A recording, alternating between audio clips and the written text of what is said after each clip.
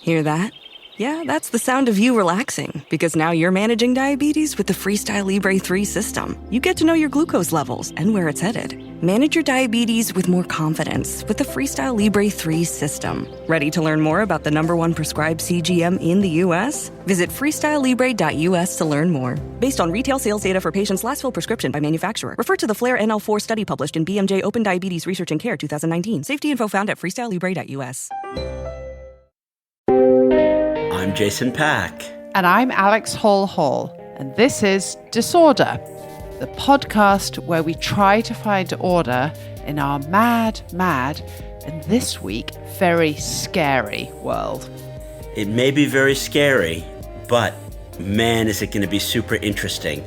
We have the first segment of a two-part episode with leading futurist Jamie Metzl.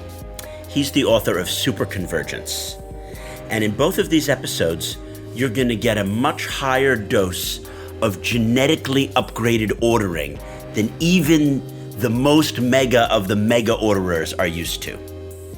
As listeners know, I have certain contentions about how the various problem sets facing our world, from climate change to kleptocracy to AI, are all interrelated. But what if the most existential potential problems facing our species derives not from climate change, but actually from biotech and the nascent ability that humans now have to redesign the very building blocks of life through CRISPR gene editing technology, as well as gene drives.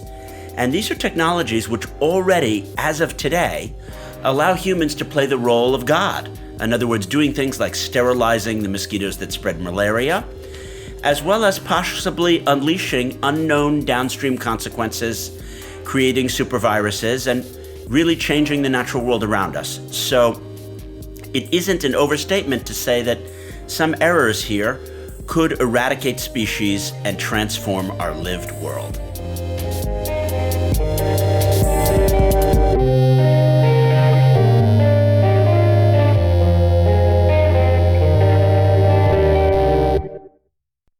So, yes, this is going to be a very scary episode because we are talking about the new technologies that can transform our world, potentially for good, but in the wrong hands, potentially for evil as well.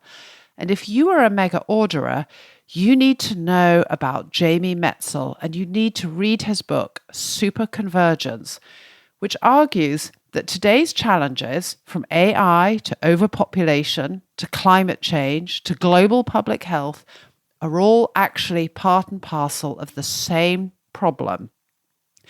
And he argues that what information technology has been for the early 21st century, biotech will be for the mid to late 21st century. By way of background, Jamie is the founder and chair of the global social movement, OneShared.World. He is also a senior fellow of the Atlantic Council, a faculty member of NextMed Health, and a Singularity University expert. He previously served in the US National Security Council, State Department, on the Senate Foreign Relations Committee, and as a human rights officer for the United Nations in Cambodia. In 2019, he was appointed to the World Health Organization Expert Advisory Committee on Human Genome Editing, so he knows what he's talking about. Yeah, and deriving from the work with the WHO, Jamie was called the original COVID-19 whistleblower for his groundbreaking efforts calling for a full investigation into the origins of the pandemic. In fact, when that investigation came to happen, Jamie was the lead witness in the March 2023 U.S. congressional hearings on the COVID-19 origins, the first such hearings held anywhere in the world. During his testimony, he argued that the Chinese government deliberately covered up the origins of the COVID pandemic and that many aspects of the U.S. government and media chose, in fact, to accept the Chinese narrative rather than digging in and trying to find the real culprits. Given this, I began our interview by asking Jamie, why is it that our world community is not optimally organized to tackle today's overarching global problems? As you know, Jason, better than most people, our species has gone from being a bunch of small bands of roving nomads, and then we had our industrial revolution, and that led to our civilizational revolution. And our civilizational revolution allowed us to advance with all these incredible technologies, which meant that there were more of us and more sophisticated forms of organization. And as we've expanded as a species, as we've become more sophisticated with our tools, and as we've needed more governance capabilities to prevent terrible things from happening, two things have happened. One, those terrible things have happened because we weren't prepared. And then over time, we've learned lessons about how we can organize ourselves. And just to rush forward, then in the 17th century, after the 30 Years' War, which was essentially fought because every Tom, Dick, and Harry thought they were going to make a claim over sovereignty and people. And so the main leaders in Europe got together and said, all right, let's agree that this what we now call the modern form of the nation state, that's how we're going to organize ourselves. But it turned out that a world of sovereign states competing with each other in some kind of, with some cooperation, but a lot of zero-sum competition, that wasn't sustainable. And it became more and more clear. And after 2 world wars, we realized, all right, there needs to be an overlay on that old system. And that's where the UN system and Bretton Woods and all of that comes from, that realization by American and British and other people who'd lived through those 2 world wars. And that was their conclusion of what we needed.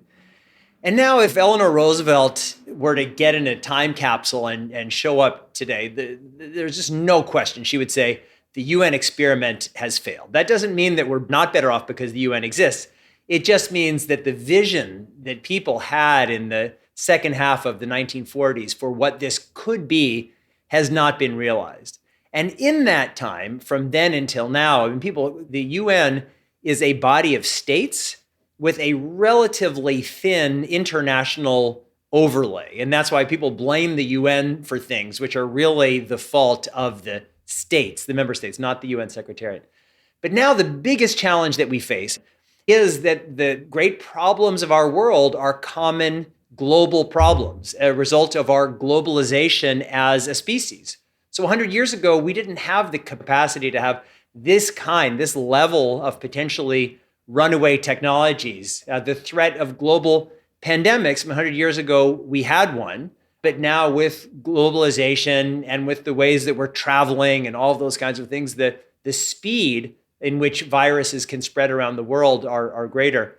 And so while we've globalized as a species, we haven't developed a form of global political organization that can solve the challenges of globalization. And so basically, I know we're going to solve this problem in one of 2 ways. 99.8% chance we're not going to do anything. We're going to talk about it. And then there's going to be some huge collapse. Maybe it'll be an ocean ecosystem collapse. Maybe it'll be a big nuclear war. Maybe it'll be a synthetic biology pandemic killing billions of people. And when we climb out of our caves and holes, like our ancestors did 65 million years ago after the asteroid hit, we're going to say, all right, how do we organize ourselves so that this doesn't happen again? Just the same question with a new variant that people asked in 1945. And the answer to that question is we need to build a global organization based around the principle of the mutual responsibilities of interdependence. That's the tagline. 99.8% chance that'll happen. 0.2% chance is people like you and me will say, hey, let's not wait for this crisis. Let's articulate the kind of world that we would like to build and bring people along and start saying, well, what are the steps to get from here to there? I like the way you framed that, which is that in the past, global order has changed in response to crises. And although it would have been nice to change preemptively or preventatively, everything about the human species tells us that that's very unlikely. If someone was going to ask you, I don't see anything that different. I mean, the Ukrainians are busy fighting this World War I style war in Donbass. They're in trenches. And we have the manufacturing sector problems. You know, people are losing their jobs in Manchester and in Wales, and there's the shuttering of some steel and coal plants. Is this really that different? Or, you know, what were the key events that have changed things to make us more interconnected? So I totally would agree if people say, I look around the world and I see things that aren't that different, because it's not like we're making quantum jumps from one state of being to the next state of being and all the old stuff goes away. So all of our old problems still exist. And certainly these old nationalisms that are being fought over, and whether it's Ukraine, Russia, or Israel, Palestine, all of that stuff is there. What's changed is 100 years ago, we had 2 billion humans living on this planet. Now we have 8 billion. Because of our proliferation of capabilities and technologies, not just our countries have these godlike capabilities, but individuals in many ways have these transformative capabilities. A few people, which is probably what happened, can have some kind of research accident in Wuhan, and it leads to 28 million excess deaths and shutting down the whole world economy for a couple of years, and uncounted tens of trillions of dollars of damages. We now have these, again, godlike powers using the tools of synthetic biology to manipulate living systems to do all sorts of things. And whether it's, as I write about in the book, to try to use gene drives to cure malaria, but we don't understand these biological systems all that well. And so even with our best of intentions, we could do immeasurable harm, like crashing complex biological ecosystems about which we don't fully understand. But then if we wanted to do harm, so if you were a person wanting to use gene drives to actually do harm, you can do it. You don't need to be the most brilliant person in the world, the 10,000th smartest person in the world on gene drives, just on gene drives, would have the potential to do some significant damage. And that's really true across the board. So that's what's changing. And so whether we like it or not, our world is more interdependent. The question is, what do we do about it? You've pointed out the disordering potential of these actors whether it's rogue states or even just rogue individuals or corporations might want to use them. And I want to give a kind of point of clarification for some of the listeners. So a gene drive is a example of a technology, and you'll correct me if I'm slightly wrong, Jamie, whereby the gene which is inserted is super dominant. By having it in one parent, it gets passed to all the offspring and then all of their offspring. The gene in question might have the implication of sterilizing a mosquito or giving it some kind of defect so that it can't harm anyone. And you could imagine that having the technology of gene drives allows people to radically alter the known world. What I want to come back to is, why is it that the leaders of our major democratic states have failed to create, chosen not to create, not really even thought about creating a global system to collectively manage our most transformative technologies? The problem is the superstructure. Most of us go through our lives just looking at the things around us, not recognizing that we live in a superstructure. Like if you order your goods from Amazon, you're not thinking, oh, this is because the United States Navy is protecting the shipping lanes and the US government invested in creating the internet and we have global accounting standards and all of these kinds of things. For all of us, we live in our world of nations and we are voters in our countries, at least those of us in democracies, when we expect our governments to handle problems on a national level. But what happens when the problems are global? So right now, there's a big conversation about regulation of biocontainment facilities, the kind of facilities where they do research on very dangerous viruses. So you could say, well, every country should have their own national regulations, and that is the case. But it's also the case that some countries are better at regulating than others. Some countries are better at regulating this. There are countries that are just black holes for everything, including all of governance. And we are all vulnerable based on the worst actors. Like if there's an accident someplace else, Suriname, whatever, that accident has the possibility of threatening all of us. So then you would say, well, we are all stakeholders in regulations and governance happening everywhere. But then you get to this superstructure question. Well, we don't have a superstructure that allows us to do that. And so that's why what I call, it's kind of depressing for people when I say this. For the people who've spent their entire lives saying, hey, we have to address climate change. If we don't address climate change, nothing else matters. And then I meet the people who are working on nuclear weapons and they say, we have to do nuclear weapons. If we don't do nuclear weapons, nothing else matters. And pandemics. And I meet all of these people in my life and everybody says, we have to do my one issue because that's the most important issue. And they're all right that, if you get any one of them wrong, we're kind of screwed. If we solve magically all of climate change, but don't solve pandemics or don't solve nuclear, we're still pretty much screwed. And so then the logical question is, what is the common theme across all of these? And that is, we don't just need to solve global problems. We need to establish a framework for the solving of global problems, and that doesn't exist.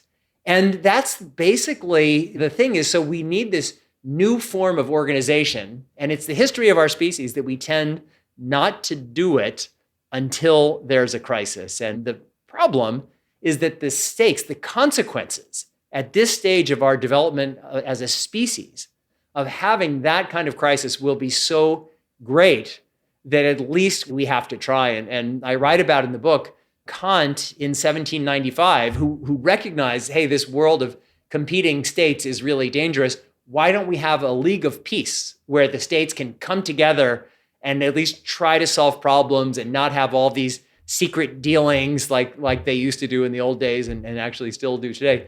But it was 150 years and 2 world wars and a failure of the League of Nations until the Treaty of San Francisco was signed in 1945, essentially enshrining a later version of what Kant had imagined. But we don't have 150 years now because of these godlike powers our species is very rapidly assuming. You're preaching to the converted, Jamie, because that's what we try to do here. We want to order the disorder, and you are clearly within the pantheon. You wrote the very unsexy word for how we create the environment that optimizes for the outcomes we desire is governance. And what is this governance that you're describing? I don't consider it an unsexy word because we want to order the disorder similarly. I see it as a question of imposing costs on potentially disordering powers like China or Russia, because we are going to have people who don't want to live in a ordered, global, democratic, forward-looking place. And it seems to me that what you refer to as this governance, this quote-unquote unsexy word, can be achieved the way that you talk about it. Debate, discussion, consensus building. But where I talk about governance is the rubber hitting the road, implementable sanctions, blocking SWIFT codes. You don't write so much about the hard edge of governance. I'm sure it's something you've thought about. Tell me, in your system, what are the kind of hard edge of governance that we're going to need to get our head around? Yeah, so 3 quick points. One, I appreciate that you think governance is sexy. And because all of your listeners know how sexy you are, that means that governance is sexy. And so governance has 2 parts. When I was a member of the World Health Organization Expert Advisory Committee on Human Genome Editing, which was created after the CRISPR babies were born in China in 2018, and we worked for 2.5 years, and that was the essence of our work, to say governance isn't just government regulation. It's not just what governments do. It has to happen at every level of organization, even on the individual level, on the corporate level, organizational, regional, national, international, and global. But I absolutely believe that there has to be stuff on the hard edge. Actually, I'm very, very often criticized for the very sharp positions that I have taken for decades, specifically on China, because North Korea and Iran, those are just rogue states. They aren't responsible for building the international system. China is so big and so integrated and so important. If North Korea opts out of the international responsibility, it's bad, but we can survive. If China opts out, or if China goes against the, whatever we want to call it, the international order, the liberal international order, that's the end of that order. And so we really need to be harsh. And that's why, I've been extremely tough on China on pandemic origins. I've been extremely tough on trade issues, on sanctions, on all of those things. It's why I've supported fully arming without many restrictions the Ukrainians to fight against Russia. It's why I certainly support Israel fighting against Hamas and Hezbollah as tentacles of the Iranian octopus, because it's not enough to articulate positive principles. We have to fight for good things, and we have to very clearly fight against bad things. Unsurprisingly, you're a futurist, and I see myself as a little bit more socially conservative. So maybe I have some part in me which is more in line with your average French peasant when it comes to some of these issues. And I think that we need to embrace the inherited wisdom of our ancestors when it comes to not trying to over-optimize things. We had my buddy from Oxford, Brian Klaas, on the pod, and we talked about how he thinks that to be robust, we need to not over-optimize. So I want to ask you, what would be wrong with simply banning all forms of bioengineering and trying to adopt an aggressively anti-natalist approach to deal with climate change, rather than trying to have the biodata and the alternative meats and the bioplastics?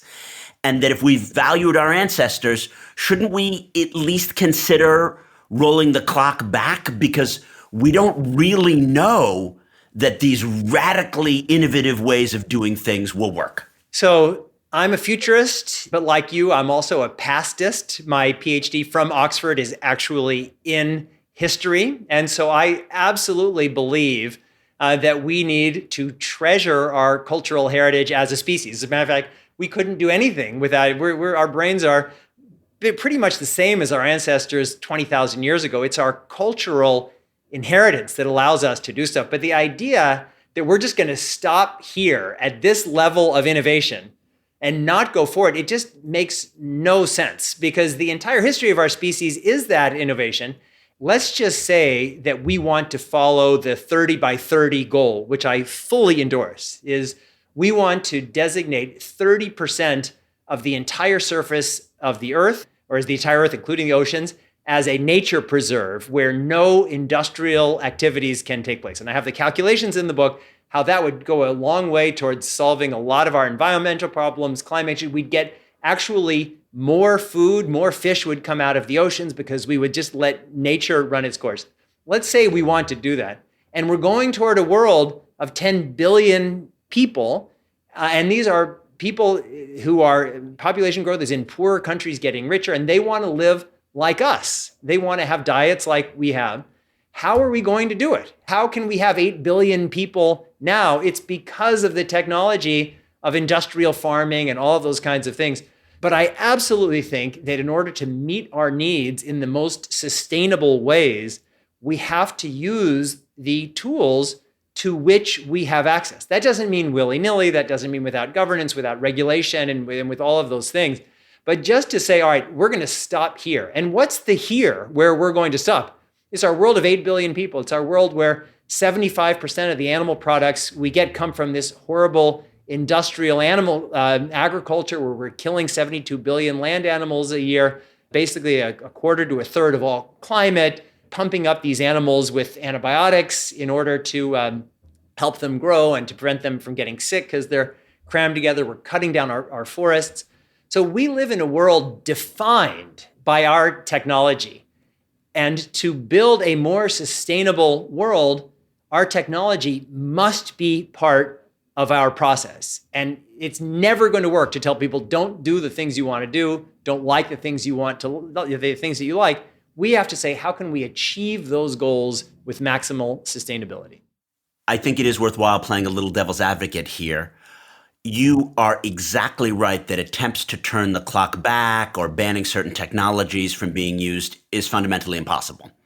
Because the group that says, hey, I'm willing to ban this thing, he then puts himself at a competitive disadvantage, and the other group outcompetes him. And there is a rat race. And various biotechnologies are a part of this rat race. But I don't want to see our moment as inherently that the Promethean fire is unleashed. The Pandora's box is just opened. And we have to inherently say, well, we are already here. Ergo, we just got to compete going forward and try to make it better and try to decrease the carbon emissions and make alternative meats that people find tastier, because it's going to have to be going forward. And I get that the snowball is already rolling down the hill, and it appears to have too much momentum to stop it with the paltry tools we have to hand. But what about solutions and ideas which say, wait a second, we could invent something that takes this momentum of the snowball and transforms it. But what I want to say is maybe we can try to more push the snowball up the hill. Are you interested in thinking about things in that way? So I think it's both. You grew up in New York, right?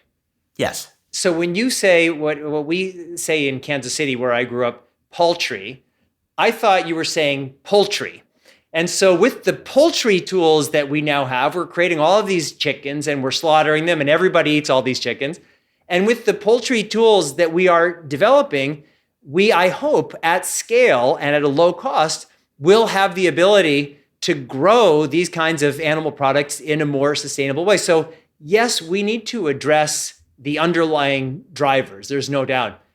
But I also think that it's really hard. I mean, with all of the effort that's gone in, for example, to promoting vegetarian diets, in pretty much every country, more people are eating animal products, and per capita, more people are consuming animal products. So in case after case, we're saying, hey, here's a great thing that you should do. You should have a lower climate footprint. And people will say, all right, yeah, I'm on board. I'm not going to use a plastic straw, but I'm going to get a whole new wardrobe every year. And I'm going to fly around the world. I'm going to do all of these things. And so people are engaged in the theater of doing stuff. And I don't blame people. Virtue signaling. That's just straight out virtue signaling. What I'm talking about, though, to be clear, is the more French peasant approach, which is that what if you have government that purely regulates and imposes tax penalties, for example, that makes the consumption of X, that extra petrol or the meat or the whatever, very expensive, and that the flights and stuff become prohibitively expensive. I mean, I want to impose real costs on people. I think it's great. I'm all for the nanny state. I don't think people should smoke. I would like to tell this French peasant, you probably shouldn't drink as much alcohol as you drink. But that's their culture. But if everybody does that, if everybody lives like that French peasant, which is great, and if everybody eats crops that are grown like the way that French peasant grows the crops, to feed the planet, we're going to have to decimate all of the wild spaces on planet Earth. And so the reason that peasant can live like he or she does, they may not be aware of this, is they exist under an American protective nuclear umbrella. More productive societies are creating the products that generate wealth and competitiveness that allow that peasant to not be taken over by the Russians. There's, like I was saying before, there's a whole ecosystem. So for sure, like if I had to choose between a delicious French strawberry and a massive, beautiful, tasteless American strawberry, I'll go for the French strawberry. And I'm not saying we should force anybody to do anything. But what I am saying is everybody thinks, oh, I want to live in this natural world. And by natural, they just mean the thing that I knew when I was a kid. There are people who I respect who say that we can build sustainable agricultural systems, and we can do it not using modern biotechnology, but to have crop rotations and to have animals grazing in fields so they can be part of the natural process. And then there was someone who did a calculation of what would it take, and they proved that actually could work at feeding the world. But then in a footnote, they said, as part of this calculation, everyone on Earth needs to become a vegetarian. And that's just not happening anytime soon. So I'm an idealist, and so I'm all for imagining utopian outcomes. But we actually live in a world of real people with real needs and real demands, and we have to meet those needs and demands in the most sustainable way. I would say you're a realist. You're an idealist, but you're a realist. I think it's interesting to think about some fault lines between us. I have a more pessimistic view of human nature, and this inclines me to prefer technocratic, top-down, non-electoral, troglodyte, Luddite approaches to mega-ordering. And as the listeners who, hopefully many of them will delve into Superconvergence, you'll find out that Jamie is more of a futurist. He's more democratic in his inclination, information-centric, pluralistic, and he likes a more bottom-up approach. But what I'm saying is if there was a top-down mechanism to do it, that would be great. And I was in the United Nations in Cambodia in the early 90s, and we actually thought at that moment, at the end of the Cold War, we could do that. There was a superstructure, and it was essentially the United States, but the United States empowering the United Nations, leading the international community to solve these kinds of problems. The issue was it just didn't work. So we don't have that. If I was I travel a lot to the United Arab Emirates, where they have highly enlightened leaders who are actually making pretty smart decisions for the country. The same is true in Singapore, pretty smart decisions. I'm not saying I agree with everything in either of those countries, but we don't live certainly in that way in the United States. That doesn't exist in Europe. People don't have those levels of trust in the institutions around them. So I just don't think it's possible to have that kind of top-down system. It's so funny because I believe it's precisely because of the absence of trust that we need top-down. For me, it's precisely because the absence of trust leads to neopopulism and conspiracy theorists that we cannot possibly have a bottom-up inclusive process of the kind that you discussed to get what you call buy-in or consensus. It's that I'm much more pessimistic about where people are at that leads me to take another approach. But who's going to do it? Like in the United States, what is it?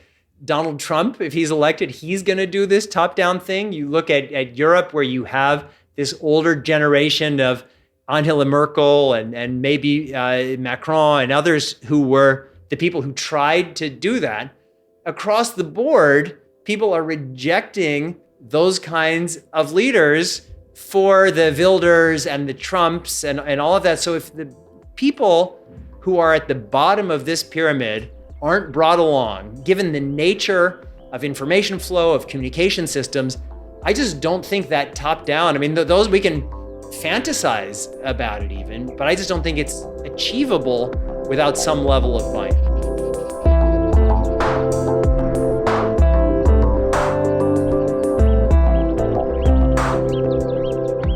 After the break, will a top-down system help us order the disorder, or must it be coming from the ground up?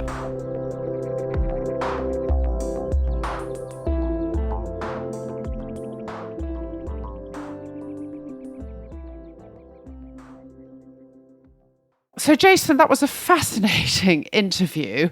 I said right at the start of the podcast that I find all of this very scary. And I must admit, my head is spinning listening to all the issues and examples that you and Jamie discussed in that interview. And as I listened to you two talking, I immediately thought about how ironic it is that you and I are recording this just days after this massive internet outage derailed travel, derailed health systems, tourist booking systems, upended people's lives due to just one technician in a company based in Texas making a mistake when trying to upgrade and fix a bug. That's an absolutely perfect example of the point that you and Jamie were discussing, that in our hyper-connected world, with our advanced technology, just one tiny action, whether it was maliciously intended or not, can have devastating consequences for millions of people around the globe.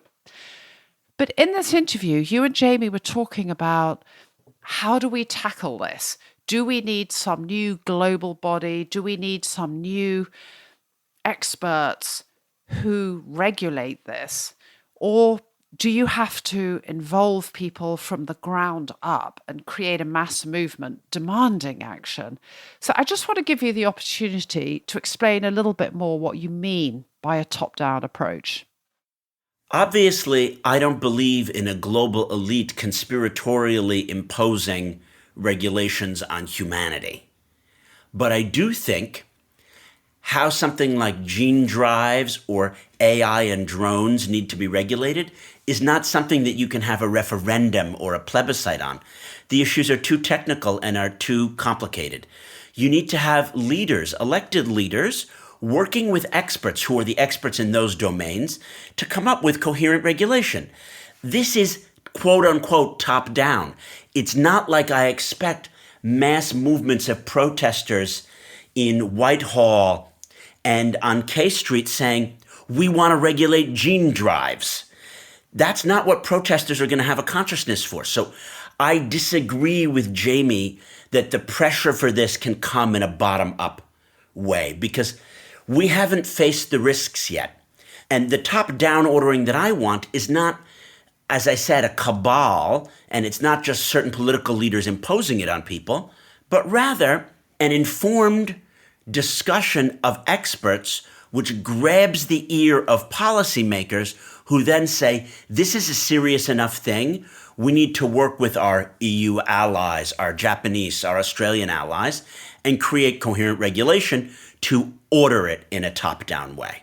Jason, that really helps explain what you mean. I was initially skeptical about this idea of top-down, but you've just explained that very well. You're not saying you just get these sort of elite experts who just dictate to everyone how it must be done. There's a combination where you do need experts who genuinely understand the issues, and they can operate as a kind of advisory panel that explain the risks, explain the issues. But then, of course, you have to have democratic governments who sign up to it and agree to take collective action.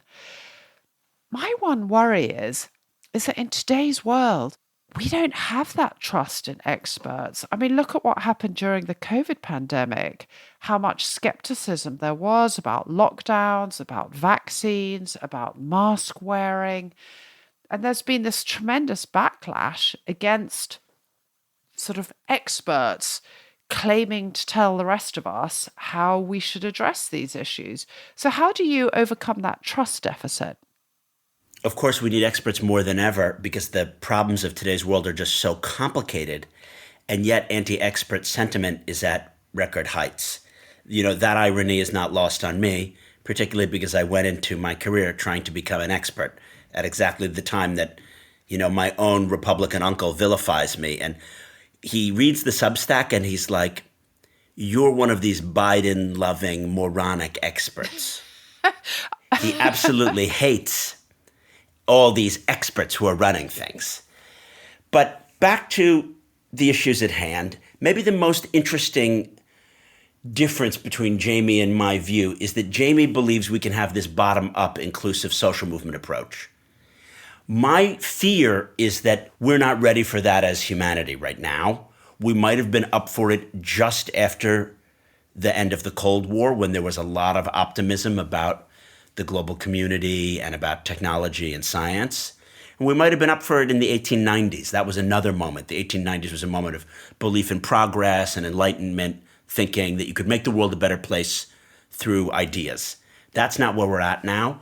I think a bottom-up approach would entrench neopopulism and allow spoilers, the Farage, Trump, Putin, Xi style people to hijack the process and make conspiracies against, you know, the genuine Anthony Fauci style people who are trying to prevent, you know, a biohazard from happening.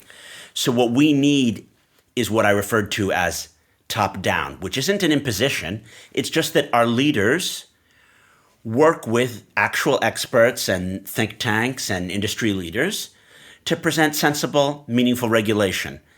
And there's going to be a debate, and the different parties, both political parties and industry as opposed to consumer groups, are going to have to work together.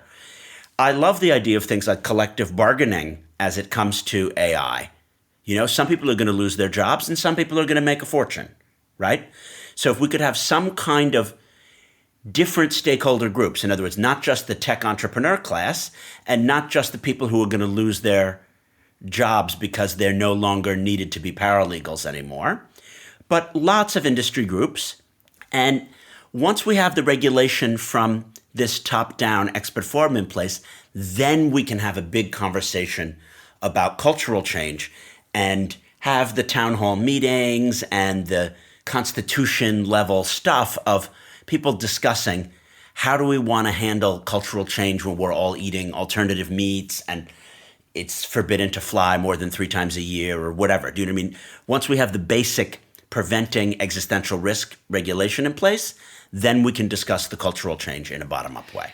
So I'm in a slightly different position from you in that in the finest traditions of the UK, I do not claim to be an expert. I claim to be a gifted amateur, in inverted commas.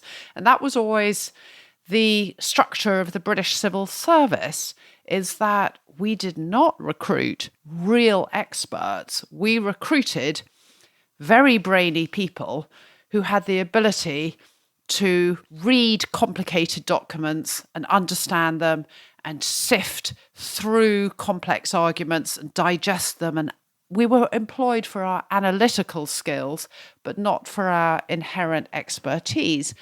And that worked fine in the 1950s and the 1960s for the kind of issues that arose in the 1950s and 60s. But I do think we have a problem in today's world, which is biotechnology or AI or the advances in information technology. I mean, these are mind-blowingly complicated issues. Nuclear technology, defense technology. So you cannot have gifted amateurs running the show. You need real experts. But the other challenge we have is that some of these new technologies are developing so fast. It's very hard to keep up with them. And you have huge companies with massive business interests in these technologies not being regulated. And we've already seen that in the social media information technology sphere, where companies like Facebook and Google have really resisted government regulation, despite the fact that we have more and more evidence that unregulated social media has really negative consequences. It allows misinformation to spread. It rewards the most extreme posts. But big companies are really going to push back against that regulation. So they have a vested interest in backing people like Trump and J.D. Vance or Nigel Farage, who accuse elites of manipulating the system, and they push this anti-expert narrative for their own profit ends. So this is a very difficult arena that we are entering into, right? It's going to be very challenging, and it's challenging in our fractured political world. If there was no major international conflict and everyone was on the same page, and if the WHO gave an advisory and everyone just trusted it, it would be a lot easier. I think maybe the most interesting thing that Jamie said that we haven't discussed enough on the Disorder Pod, which is that in 99.8% of cases, it's only when there's a horrific crisis that then the international system or the international regulation changes. So, as he said, it was only after the 30 Years' War or World War II that we could have whole-scale reorderings of the global system. And therefore, unless there's like some use of nuclear weapons in Ukraine, God forbid, there just is no historical precedent for people getting out ahead of the kind of reordering which we need at this moment.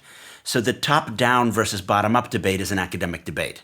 We can push for bottom-up, we can push for top-down, but the reality is that people are just not going to get off their rear end until the crisis is so existential that people have lost their lands or livelihoods or lives. My only hope, Alex, is that we on this pod are doing the Lord's work. We are trying to generate just such a constituency of mega orderers who, Alex, because they listen to your wise words, can act as a dynamic voter bloc and an intellectual core to push their leaders to do the advanced work of ordering. It's unlikely, but please, mega orderers, work with me so we can live the dream together. I think the challenge we've got, unfortunately, is even after the global pandemic of COVID, I mean, that was a devastating international development. And how much has that really changed people's assessment of risk and willingness of individual nation state leaders to cede power to a more central organizing body? Because that's really what we're talking about. But you have to overcome, A, the vested interests of massive mega companies, international companies, and two, the fact that at the international level, our planet is still organized on a system of sovereign states who compete with each other.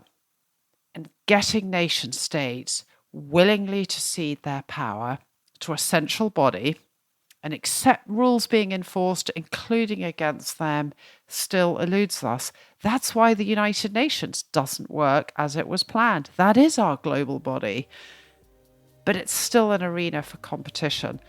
So we haven't yet had a sufficiently huge disaster to trigger that kind of action, and that scares me. Well, Alex, you raised so many important questions there of enforceability of regulations, the extent of the crisis which is going to be needed to call things into being. Will people put their own interests aside to coordinate? What about rogue actors? I just think those are such important questions. We should have another episode. What do you know? We're actually going to have another episode with Jamie Metzl next week. So let's just call it a wrap. That's enough from me for this week. If you too want to help order the disorder, you can tap follow right now. You'll be notified when every episode launches. And we're also on social media. Just search The Disorder Show. Finally, for more on today's episode and for links to Jamie's book and some reviews about it, please subscribe to our Substack. There's also a paid version for all of you mega orderers. Well, I'll share some more insights into this episode that couldn't fit into part one. Our producer is George McDonough. Our executive producer is Neil Fern. We look forward to having you join us again next week. Same time, same place, same podcasting format, where we will be delving deeper into the role AI has and Jamie's big idea for a unique global institution that could help us order the disorder. Until then, thanks for listening and hope you have an orderly week.